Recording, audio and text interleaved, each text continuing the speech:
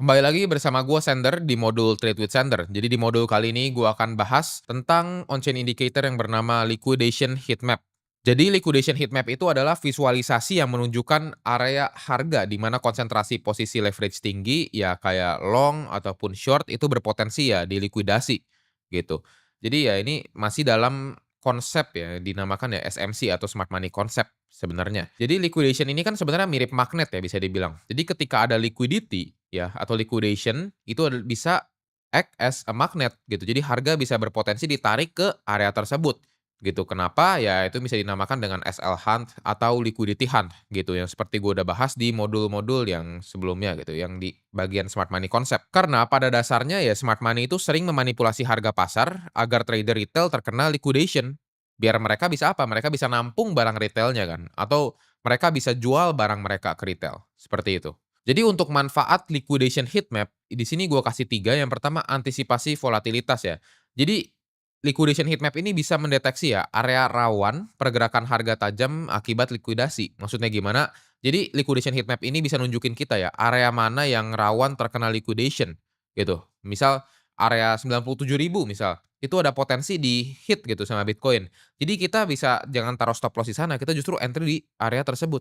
Gitu di mana stop loss atau take profit orang-orang di sana, kita pasang entry di area tersebut.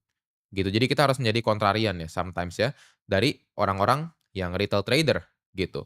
Yang kedua, memprediksi pembalikan ya. Karena jika harga mencapai klaster likuidasi yang besar dan mereka itu reject, ya itu berpotensi ada pembalikan tren atau reversal. Jadi ketika ya di mana ada liquidity atau liquidation yang banyak gitu, yang tebel, banyak stop loss orang, banyak stop loss trader retail di sana semua, itu ada potensi ketika udah kena, itu bakal terjadi yang namanya reversal atau pembalikan arah tren. Gitu, yang tadinya naik nih, dikenain nih SL orang yang nge-short di atas, dikenain, dia bakal turun lagi ke bawah gitu ya.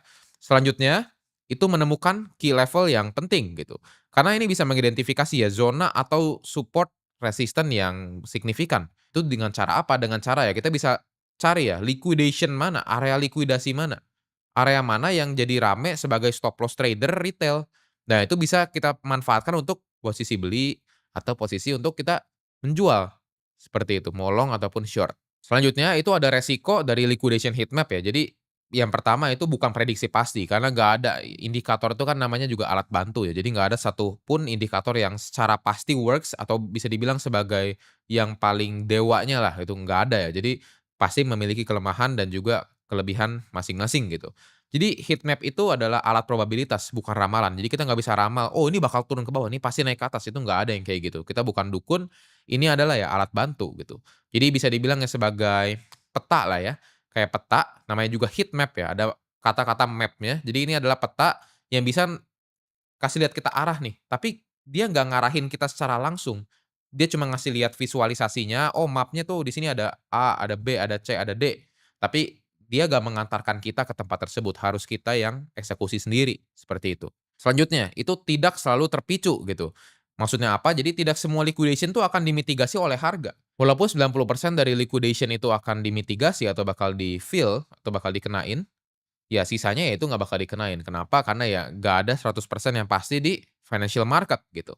Selanjutnya, volatilitas yang tinggi gitu. Trading berdasarkan heat map itu melibatkan resiko tinggi karena volatilitas yang cukup ekstrim. Banyak liquidity kan berubah-berubah ya. Misal liquidity di awal di bagian 105 gitu. Tiba-tiba orang-orang tuh pada pindah stop loss, misal dinaikin stop loss di 107. Jadi itu potensi harga bakal kenaik ke 107 gitu next-nya. Jadi bisa berganti-ganti, jadi harus update real time juga ya bisa dibilang. Selanjutnya, bisa menipu ya. Cluster likuidasi itu bisa jadi jebakan juga jika dimanipulasi oleh trader yang besar atau smart money. Misal, ada ya likuidasi atau liquidation heat map-nya tuh yang paling tebel di area 98.000 gitu. Kita berharap tuh bakal turun ke sana. Maka dari itu kita melakukan yang namanya short gitu. Misal kita harga sekarang 105 gitu Bitcoin. Kita short dari 105 berharap ke 98. Ternyata malah terbangin ke 115 gitu. Baru akhirnya turun. Itu kan kita udah kena duluan, kita udah kena SL duluan, kita udah rugi duluan, bahkan kita udah mungkin cut loss duluan atau kena stop loss duluan, sebelum akhirnya harga bergerak menuju ke area 90 ribuan itu, ya. Oke, jadi sekarang gua langsung aja kasih tahu ke kalian cara membaca liquidation heat map ya. Jadi semakin terang area tersebut, semakin banyak liquidation yang ada pada harga tersebut. Dan semakin gelap area tersebut, semakin sedikit liquidation yang berada di harga tersebut. Contohnya kayak gini ya, ini ada meterannya, ini semakin banyak di saat warnanya makin terang, yaitu warna kuning, gitu. Di saat warnanya warna ungu dan cenderung ke gelap, itu bisa dibilang semakin sedikit ya likuidasi atau liquidation yang berada di area tersebut. Contohnya gimana? Nah, ini gue bakal share dulu platform liquidation heat map yang gue pakai itu di CoinGlass juga, nanti bakal gue praktekin ya. Nah, contohnya liquidation heat map seperti ini. Bitcoin misal harganya sekarang di 111.000 gitu. Dan di sini kalau kita lihat yang paling banyak liquidation-nya itu di area berapa? Di area atas sebelah sini yaitu 113 ya, atau di 107 gitu. Kita nggak bakal tahu ini tuh bakal ke area mana dulu, bisa jadi ke atas dulu, bisa jadi ke bawah dulu. Makanya udah gue bilang, ini seperti peta doang. Dia menunjukkan, oh area ini loh yang bisa berpotensi untuk dikenakan atau dimitigasi. Tapi dia gak nunjukin, oh lu harus ke sini dulu atau harus ke sana dulu, enggak ditunjukin. Jadi kita harus benar-benar analisa pakai, ya analisa teknikal kita, misal support resistance lah, Fibonacci, SMC dan lain-lain, terserah kalian, sesuai metode kalian suka ya. Kayak gitu. Tapi yang pasti, di saat ya harga itu menyentuh di liquidation area yang kuning-kuning ini, yang terang, itu ada potensi ya reversal biasanya. Kenapa? Karena orang-orang yang pasang stop loss atau take profit di sana itu sudah mulai buang barang kan. Kalau misalnya kena stop loss atau kena take profit, orang-orang trader retail, itu kan mereka buang barang ya, ada potensi reversal namanya, gitu. Oke, kalau gitu kita tanpa berlama-lama langsung aja praktek di platform CoinGlass ya. Oke, sekarang kita udah di platform CoinGlass-nya. Di sini tampilan utama dari CoinGlass ya. Kita bisa pencet ya ini yang liquidation-nya. Di sini ada liquidation heatmap, ada liquidation heatmap model 2 dan ada liquidation heatmap model 3. Kalau gua pribadi pakai model 3 karena ini lebih enak, lebih udah paling update lah ya, paling baru gitu. Ini kita bisa lihat di sebelah sini, kita bisa zoom juga nih chart-nya. Di 48 jam ya ini terlihat bahwa Bitcoin tuh di atas sebelah sini ya, yaitu di harga 107.000 itu ada liquidation yang cukup tebal dan berpotensi ya harga menyentuh area tersebut gitu. Tapi bukan dijadikan ya harga pasti langsung menyentuh area tersebut gitu tanpa dia ada penurunan dulu. Yang kita bisa tahu di 107 itu bisa jadi ada potensi ya sideways ataupun reversal selanjutnya. Itu bisa dibilang sebagai resistance-nya nanti gitu. Dan ini ada banyak ya, ini ada yang punya Binance, ada yang Bybit, OKX, dan lain-lain gitu kan. Dan ini bisa juga nih time frame-nya bisa diganti, misal jadi yang two weeks gitu, 2 weeks. Kita lihat ya, 2 weeks. Nah, sini beda lagi nih, ini kan pakai time frame 2 mingguan kan.